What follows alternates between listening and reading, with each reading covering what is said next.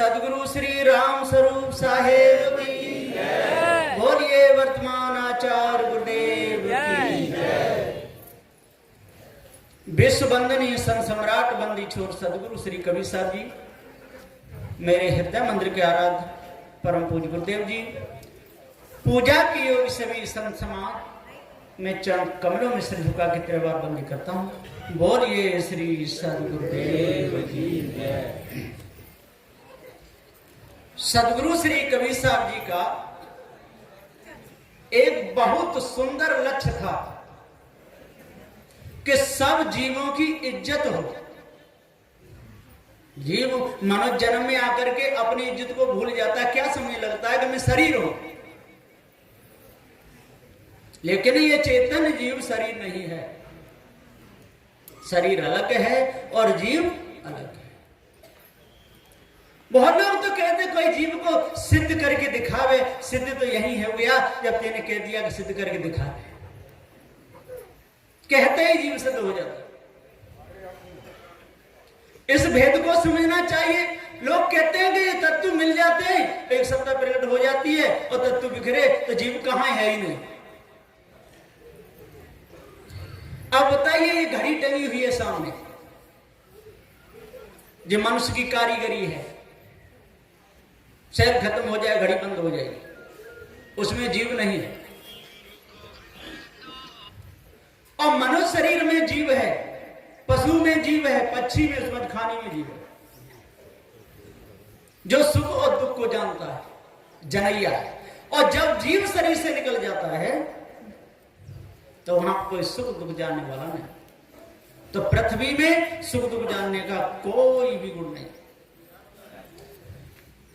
जल में भी कोई सुख दुख जानने का कोई गुण नहीं, अग्नि में सुख दुख जानने का कोई गुण नहीं, और वायु में भी नहीं, और आकाश तो पोल खंबल है। सुख दुख को जानता है, जीव जानता है। जब वो कहता है कि कोई जीव को सिद्ध करके दिखावे तो उसी समय हो गया। कह रहा है, जान रहा है, जान बूझ जो कपट करतो है, तेय संबंध न कोई, कहीं कबीर तेई मुड़ को भला कौन बिन। लकड़ी को हमारी से काटते हैं, ना कोई सुख दुख नहीं। किसी पत्थर को फोड़ते हैं, कोई सुख दुख नहीं। और जिस समय किसी तनधारी पर, जिसमें जीव है, उस पर छुरी चलाते हैं तो क्या गत होती है। छुरी रे जब गर्दन पर आवे, फड़की बोटी बोटी जावे। जिस समय कसाई बकरा को काटता है उस समय उसको महादुख होता है। मैंने नेपाल में देखा, एक बतख, उसको बतख कहते हैं, बहुत जोर से चिल्ला रही थी बतख। उसकी बोली ऐसी थी कि कोई छोटा बच्चा अपनी मां के लिए विशाल आवाज करके रो रहा है। गुरुदेव साथ में थे। मैंने गुरुदेव से कहा, मैंने गुरुदेव जी ये बतख है और क्यों चला रही है, के पिंजड़े में बंद है। अब जैसे सबके गले कट गए, अब इसका भी गला कटने वाला है। कसाई तो काटेगा, मानेगा, उन्हें पता चल जाता है। जब डंडा हाथ में लेकर के कोई खूनी आता है तो पशु भागने लगते हैं।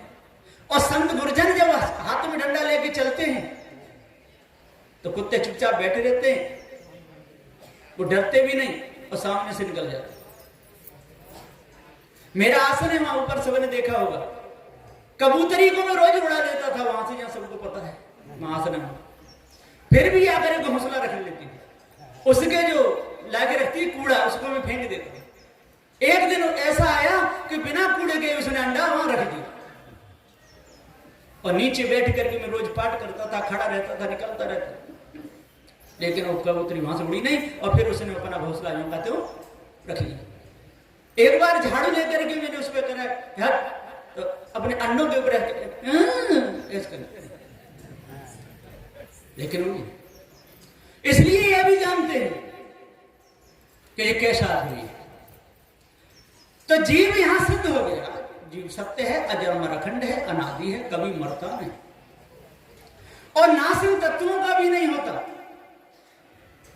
पृथ्वी के परमाणु का कभी नाश नहीं होता। वो अनगिनत परमाणु है, कोई गिनती नहीं कर सकता। जल के परमाणुओं का नाश नहीं होता, अग्नि के परमाणु का नाश नहीं होता, वायु के परमाणु का नाश नहीं होता और चेतन जीव का भी नाश नहीं होता। लोग कहते हैं कि परमाणु तो टूट जाता है, ये बिल्कुल भूल है। जहां तक टूटता रहता है वहां तक वो परमाणु नहीं, जहां टूटने की समय खत्म हो जाए तो परमाणु सिद्ध हो गया। तो सद्बुद्ध है यहां प्रकार के समझा, अणु त्रिशणु परमाणु त्रिशणु फिर तो सब बनते जाते हैं, लेकिन जो पृथ्वी जल वायु अग्नि ये अनादि, इनका न कभी बनना हुआ है और न कभी बिगड़ना। जो कार्य है कार्य बनता है और बिगड़ करके और कारण में मिल जाता है। इसलिए किसी को कभी दुख नहीं देना, इस भ्रम में नहीं रहना कि पुनर्जन्म नहीं होता है। पुनर्जन्म जरूर होगा, संस्कार टिकेंगे होगा। मुस्लिम भाई भी कहते थे कि एक बार ही तो जन्म लेना है, जीव का पुनर्जन्म नहीं होता। बात तो वो सही कहते हैं कि नहीं होता, पर बेचारे जानते नहीं, बड़े भोले हैं। जब वासना को मिटा देगा तो पुनर्जन्म क्यों हो, मुक्त हो जाए। और जब तक वासना रहेगी तो पुनर्जन्म होता ही रहेगा। जब आप पार्व सिद्धांत को समझ लोगे, अपने आप को जब जान लोगे, तो आपके अंदर से सारा खटका मिट जाएगा और समझ लोगे कि सद्गुरु श्री कबीर साहब ने जीव को सत्य बताया, तो वहां राग द्वेष है ही नहीं। इन संसार के नास्तिकों ने बहुत बड़ा विष का बीज बो दिया, जीव को पीछे कर दिया और जड़ पूजा को आगे कर दिया और जीव के द्वारा स्वयं जड़ का पूजन करा दिया। अब इससे ज्यादा बड़ा अनादर और कौन होगा, क्या होगा? ये बहुत बड़ी अपमान है। हंसी उड़ाई जा रही है लोगों की, लाइन लगी हुई है मंदिरों में, देखो लाखों की भीड़ लग जाती है। वृंदावन में देखो, मथुरा में देखो, हरिद्वार में देखो, भीड़ लगी हुई है और सामने देखोगे तो मूर्ति काय की है, पत्थर की, और पूजने कौन जा रहे हैं, जिंदा। तो ये उनका अपमान है कि सम्मान? ये जीव का बहुत भारी अपमान। इसलिए आज अपने आप को जानो। सद्गुरु श्री कबीर साहब जी कहते हैं, राम नाम बिनु मिथ्या जन्म गमायो हो। राम नाम बिन, राम नाम समझते हैं? राम कहिए सर्वण परमात्मा, नाम कहिए निर्गुण परमात्मा, और वो है ही नहीं तो उसके बिना मिथ्या जन्म तो गमा रहे, मिथ्या जन्म गमाए। किस प्रकार? सेवर शेष हुआ जो है ऊन परे पछताई। सेवर के वृक्ष को देख करके, उसके फूल फल को देख करके उसका सेवन करता है, और जब फल पकता है उसमें जब चोंच मारता है तो चटाक सीधे चटक के उसके जीभ में भी चोट लग जाती है, चोंच में, उसमें धुआं निकलता है। सुंदर फूल देख सेमर को बिरमिरयो सुआ, मारी चोंच निकस गयो धुआ, क्या मिला फूल के पास में, सिर धुन धुन कर रोता है। इस नकली के संसार में क्यों असली को खोता है। इस नकल में मनुष्य की बनी हुई कारीगरी बनाई हुई, ये कारीगरी स्वयं, ये कारीगर भूल गया कारीगरी के चक्कर में, अपने आप को नहीं जान रहा है। ये कितना बड़ा अपमान है। इसलिए आज समझ लो, पारखी सद्गुरु श्री कबीर साहब जी ने, पारखी सद्गुरु श्री पूरन साहब जी ने आपको मनुष्य बनने का उपदेश दिया है, पशु बनने का नहीं, बुद्धिहीन बनने का नहीं, कौआ बनने का नहीं, हंस। और हंसों में भी वो मानसरोवर पे जो रहता वो हंस नहीं, मानसरोवर का ये मनुष्य देह, मनुष्य देह में रहने वाला ये चेतन जीव, ये हंस है। हंस तो वो भी है, लेकिन वो भूल बस वहां चला गया, आज आप अपनी भूल को सुधार सकते हो। असली हंस कौन है? जो मनुष्य जन्म में आ गया, वो समझ सकता है अपने बंधनों को, लेकिन कौवा बंधनों को नहीं समझ सकता। सुकर कुकर बिल्ली बंदर मसा मुखारी अपने बंधनों को नहीं समझ सकता, क्योंकि उन्होंने बंधन के कर्म तो कर लिए पहले, मनुष्य जन्म। अब वहां को जाकर के जन्म लेना है, अंडे में जाना है, उसमें खाने में जाना है, पशुओं के गर्भ में जाना है, मनुष्य देह में आना है। और यहां तो जो सारे संस्कार मिटाने पड़ेंगे, मनुष्य खाने का भी मिटाना पड़ेगा, त्याग के बल पर। सदगुरु देव कहते काल पीर तिनकी मिटी, जिनको दृढ़ बैरा, तई बिन जीव सब दुखित अति, पच पच मरे अभाग। बड़े ज्ञानी हो जाते हैं, बड़े ध्यानी होता है, जटिया को रखा लेते हैं, पैरों तक लटकते हैं। एक महात्मा जी थे, उन्होंने अपनी जटाएं खोली, पैरों तक लटक गई। एक महात्मा जी और गए उधर से, बोले महाराज जटाएं तो आपकी बहुत बड़ी है, कि 35 साल की साधना है, वो जटा है, जटा रखा है, कचड़ा रखाने, जटा रखाने 35 साल निकाल दिया। सदगुरु देव जी पुकार के समझाते हुए कहते हैं कि जब तक अपने आप को नहीं जानेगा, तब सर्वण परमात्मा, निर्गुण परमात्मा इसी में भूला रहेगा। कोई कोई किसी किसी के अंदर तो बहुत बड़ा भ्रम है, क्या कहते हैं, निर्गुणवादी सदगुरु श्री कबीर साहब जी। कबीर साहब जी न सर्वणवादी थे न निर्गुणवादी थे, यथार्थवादी थे, चेतनवादी थे, जीववादी थे। जीव सत्य है, अजर अमर खंड है। जिसको अपने आप का ही पता नहीं, अपने आप को कहता है कि जीव कहां है, जीव किसने देखा है, और स्वयं कह रहा है, कितना बड़ा झूठा है, और बोल भी रहा है जीव कहां है, तो कहीं बोल रहा है कि कहां है, और जान रहा है। उसकी थाली में यदि कौवा बीट कर दे तो तुरंत जान लेता है, तो वो जान रहा है वही तो जीव है, बीट को नहीं खा सके।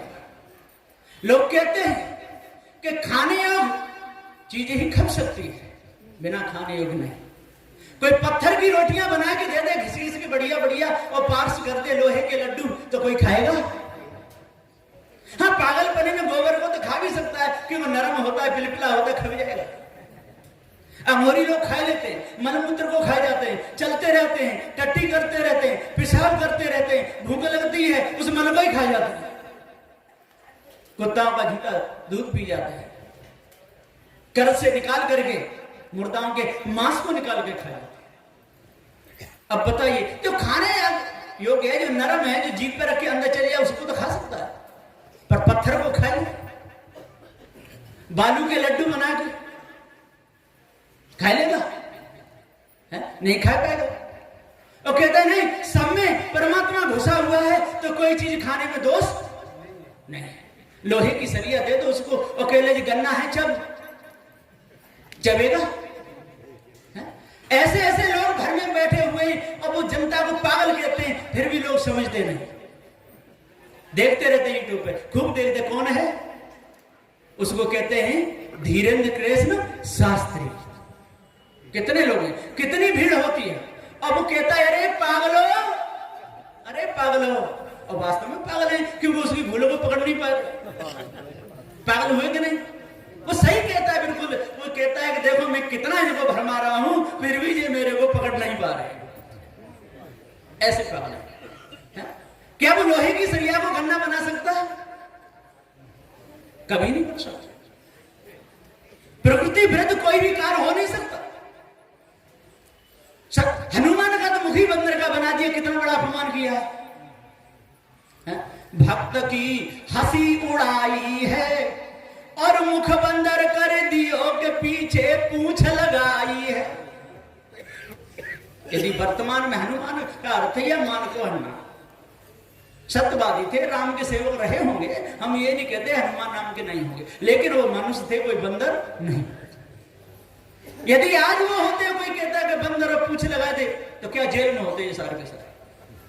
बचते नहीं। हनुमान मूर्ति बना दे, अब पत्थर की मूर्ति है, उसमें जीव तो है नहीं। और कहते हैं सारे काम बढ़ रहे हैं। अरे सारे काम बढ़ रहे हैं तो इन सारी मूर्तियों को पाकिस्तान के बॉर्डर पर क्यों नहीं लगा दिया जाता? और इतने तांत्रिक मांत्रिक हैं इस संसार में, तो उनके दिव्य दरबार को वहां क्यों नहीं लगवा रहे? देश सुख से रहेगा, मिलिट्री के जवान नहीं काटे मारे जाएंगे, कितना विनाश हो रहा है। इसलिए सत्यवाद को समझना है, अपने आप को जानना है। जब तक हम अपने आप को नहीं जानेंगे, भ्रम को जब तक नहीं छोड़ेंगे, तब तक हम अपनी इज्जत को गिराते ही रहेंगे। इसलिए सबकी इज्जत करी सदूसरी कवि साहब ने, क्योंकि वो न्यारे थे। साधु चार वर्ण से न्यारा, कोई पक्षपात नहीं था सदु कवि साहब के अंदर, इसलिए वो न्यारे थे, सबकी इज्जत समझी। और सदूसरी कवि साहब जी सच्चा दरबार लगाते थे और सच्ची वाणी बोलते थे, इसलिए ये पार की संतों का दरबार है। पार की सदूसरी कवि साहब का ही ये दरबार है। सदूसरी पूरन साहब जी ने बीजक का टीका किया और पूरे बीजक में जीव को ही सत्य है, कहीं पर दोगली बात नहीं कही। और जे लोग तो दोगली कहते हैं, कानों में से मैल निकल पर बच्चे पैदा हो गए, फूल सूंघ लिए बच्चे पैदा हो गए, ऊपर से गिर गए, कैसी कैसी बातें धोखे की। इसलिए राम नाम बिन मिथ्या जन्म गमाए, ये 6 नंबर का कह रहा है। इसलिए इस भेद को समझो और पार की संतों की शरण में लगो, तब ये बीमारी कटेगी, और नहीं तो कटने वाली नहीं है। आपका अपमान होता ही रहेगा दिन और रात। बोलिए श्री सद्गुरुदेव की जय। ये थे विचार अपने